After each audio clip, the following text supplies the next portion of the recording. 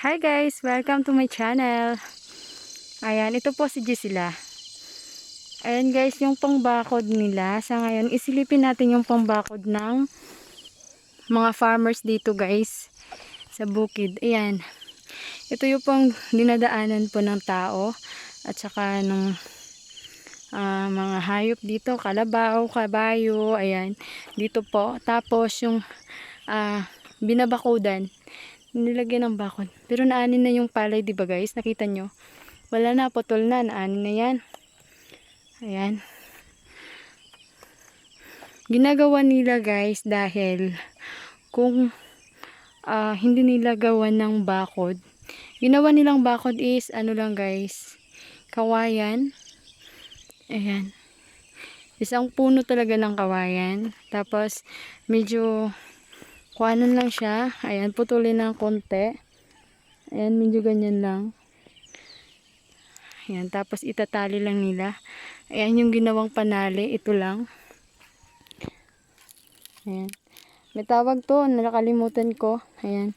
Dito sa bukid guys. Ayan. Walang alambre. Ayan. Dito alambre. Parang ano din siya. May pantawag dito. Nakalimutan ko. Ayan. Ito lang yung pangtali. O diba? Ayan. Pag sa bukid ka guys, marami kang matutunan. Kung sa ano talaga. Diba yung pantali doon. Alambre. Or di kaya PC o kung ano. Dito talaga ano lang. Yan. Ewan ko. Itanong ko paano yan. Tawag nun. Pantali talaga yan dito. Ayan, ganyan lang siya, yung bakod. Ayan, para hindi masira or maano ng mga sapat or mga kalabaw dito, yung mga hayop na dumadaan dito. Hindi yan makain. Yun yung way o yun yung paraan para hindi ma-damage yung pananim nila. Ayun.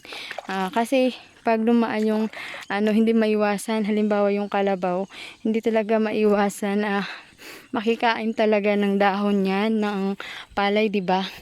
So pag tao na naman, ayun, yung tao na naman minsan dahil maputik na dito sa daanan, pag walang bakod, ididi siya dun siya dumaan sa sa puno, sa mga puno ng palay, di ba? Udi maapakan niya yung puno. Pag baby pa yung mga puno ng pananim, di ba? Masyabi pa. Protection na sa lahat. Ayan. Minsan may kambing na dumadaan, di ba? Ganyan lang. Oh. Ganyan lang yung ginagawa ng mga farmers dito. Ayan, binabakuran lang para protection sa hayop at sa daan.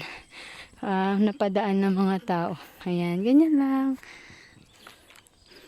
Bakod.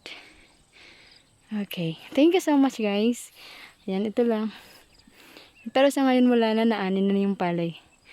Ayan, naabot pa dun guys, oh. Ayan, ganyan lang. Yung kanilang pabakod sa kanilang palayan. Ayan, thank you so much for watching guys. Don't forget to subscribe. And God bless us all.